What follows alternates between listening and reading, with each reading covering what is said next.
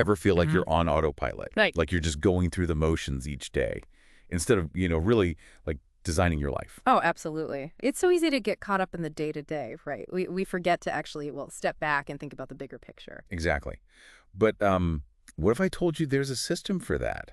And not just for like the big things, like changing careers or moving across the country, but for like even those seemingly small everyday moments. And that's the beauty of this system. It's about bringing that mindfulness, that intentionality to everything, literally everything we do.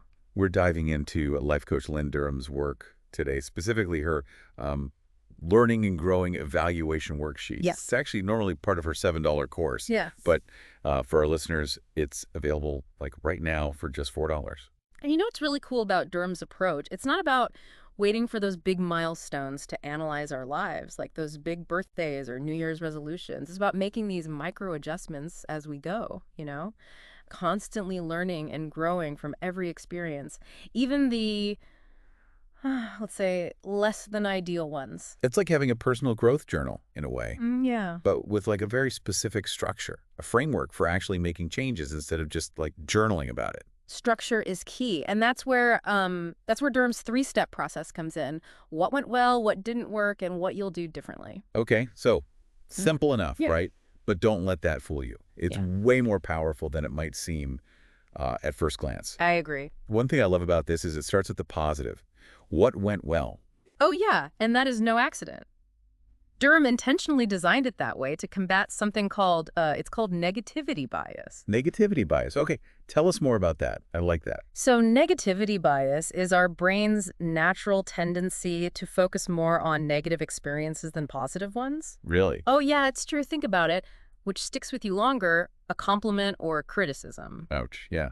The criticism usually wins. Exactly. It's like it's got this superpower, right? And that negativity bias, it can really sabotage our personal growth because we get stuck in this cycle of self-criticism, right? Instead of celebrating our successes and learning from them. So by starting with what went well, we're kind of like intentionally shifting our perspective to a more positive and empowering place. Exactly. You're setting the tone for the whole process. Yeah. Okay, so we're priming our brains for positivity with this what went well. I like it.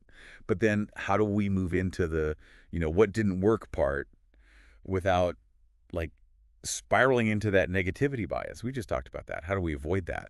It's all about the wording. Yeah. Notice how it's not, what did I do wrong? Oh, interesting. Yeah, that subtle shift in language makes all the difference in the world. Because it takes the focus off of like self-blame. It's not about you. Exactly. It becomes about analyzing the situation objectively. It's not about, attacking yourself. So, for example, let's say you had a presentation at work, right? And it didn't go as well as you hoped. It all happens. Oh, it totally happens to the best of us. But instead of saying like, "Ugh, I'm a terrible presenter," which, side note, is super unhelpful, by the way. Yeah, no kidding. You might say something like, okay, that presentation lacked a clear structure, which made it, hard for people to follow. So you're identifying the actual problem, not like making it a personal attack on yourself. Exactly. It's about being kind to yourself in the process, but also being honest. And once you've, objectively looked at what didn't work, then you're ready for that, like, most important step, which is what you'll do differently. Okay. This is where the rubber meets the road, right? 100%. This is where we turn reflection into action. Yes. And this is where I think a lot of us, stumble a bit. Oh, for sure. We have the best intentions, but then life... Accountability. And she does this by emphasizing specificity and actionable steps. So it's not enough to just say, oh, I'll be more organized. Right. You need a concrete plan. So instead of just be more organized, it's, okay, I'm going to create a to-do list every morning. Or I'm going to finally start using that task management app I downloaded. I'm going to actually open that app. Exactly. Yeah. It's like that old saying, a goal without a plan is just a wish. That's a good one. Right? And here's a really, really interesting tidbit from Durham's work that I love. She actually encourages people to focus on just one thing they'll do differently. Really? Especially when they're like tackling a big area for improvement. See, I would think that it would be like faster to, try to change multiple things at once, like go big or go home. Yeah. Right. That's what we tend to think. But think about it. Lasting change. It's about forming new habits. And that takes time and repetition. If we're trying to change like a million things at once, we're just setting ourselves up for, well, overwhelm and failure. Oh, that's a really good point. Right. Because you're not really fully committing to anything if you've got your hands in too many cookie jars, I guess. Exactly. And Durham's all about sustainable growth, not quick fixes. I like that. Yeah. And in her words, she actually says, you might only be able to implement one thing differently. Repetition and awareness brings growth and change. So it is about those micro adjustments. We were talking about those earlier, right? Like those little tweaks we make over time that ultimately they lead to the big results. It's kind of like, if you think about it, how those like tiny course corrections from a GPS, Yes. they can guide you to a destination that's like miles and miles away. 100%. So we're making those micro adjustments. We're like zeroing in on just one thing to do differently. But then how do we make sure those changes actually stick? You know, because we've all been there. We set a goal Right. with the best intentions, and then life happens. Oh, it's so true. Consistency it's like the biggest challenge when it comes to, personal growth, really. Yeah. And, one thing that can really, really help is accountability. It's interesting you say that because I noticed Durham, she actually touches on that in her material. She's got that, she mentions an upsell offer for a short course, Mm-hmm. and it dives deeper into these evaluation techniques Oh, nice. using videos and things like that. Yeah, yeah. And, while the worksheet itself, it's incredibly valuable, but that extra layer of support can be like a game changer Totally. for a lot of people. It's like having, a personal trainer.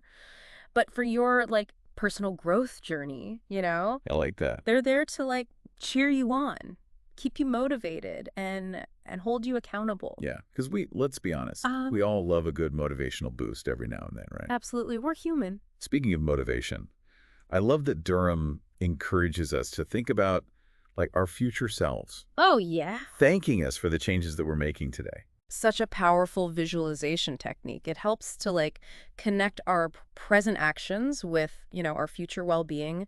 So instead of just like going through the motions, we start to see each day as this opportunity to like really invest in the person we want to become. Yes. It's like sending a thank you note to your future self, Yes, except you're the one who gets to like make good on those thanks. you got it. So to wrap up, if we think of Durham's method as this, like, we were talking about it earlier, as this personal growth GPS, Yeah. her learning and growing evaluation worksheet, it's like getting this free upgrade to our navigational system. Yes, it's like the premium version. And then, for those who want that, like extra guidance, there's always the option to like, level up even further.